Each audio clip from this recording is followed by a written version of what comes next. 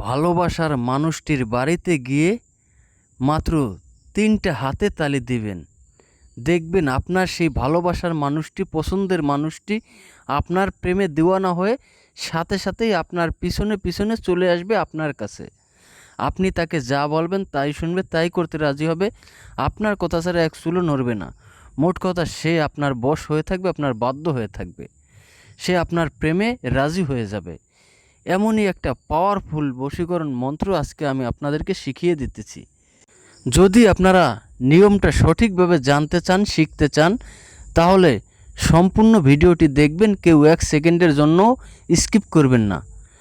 যদি আপনি সম্পূর্ণ ভিডিওটি না দেখেন তাহলে আপনি সম্পূর্ণ নিয়মটা জানতে পারবেন না, সঠিকভাবে মন্ত্রটি প্রয়োগ করতে পারবেন না। আর যদি আপনি সঠিকভাবে মন্ত্রটি প্রয়োগ করতে না পারেন তাহলে আপনার কোনো কাজেই আসবে না। এজন্য অবশ্যই আপনাকে সম্পূর্ণ ভিডিওটি দেখতে হবে। আপনি চাইলে এই ভিডিওটি শেয়ার করে আপনার টাইমলাইনে রেখে দিতে পারেন, যাতে করে প্রয়োজনের সময় আপনি এই ভিডিওটি দেখে সঠিকভাবে সঠিক নিয়মে এই মন্ত্রটি প্রয়োগ করতে পারেন।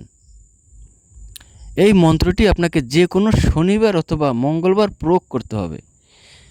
আপনি প্রথমেই মন্ত্রটি ভালোভাবে মুখস্থ করে নেবেন এবং মন্ত্রের মধ্যে যে অমুক অমুকের স্থান আছে ওইখানে আপনি আপনার নাম এবং আপনার সেই কাঙ্ক্ষিত ব্যক্তির নামটি উল্লেখ করবেন, তাদের নামটি আপনি বলবেন।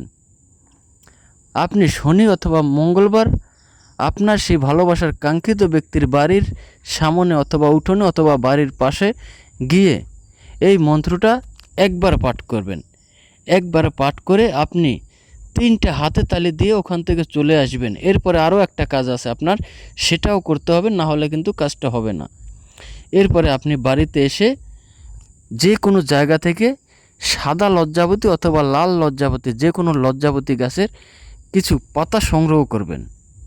এরপরে আপনি ওই পাতার ওপর এই মন্ত্রটি সঠিকভাবে নিয়ম মতো 21 বার পাঠ করে 21টা ফু দিবেন। আর মনে রাখবেন, মন্ত্রটি আপনাকে ভালোভাবে মুখস্থ করে নিতে হবে। দেখে পাঠ করলে হবে না, এটা না দেখে মুখস্থ পাঠ করতে হবে। এভাবে 21 বার পাঠ করে 21টা ফু দিয়ে ওই লজ্জাবতীর পাতাগুলো আপনি আগুনে জ্বালিয়ে দেবেন।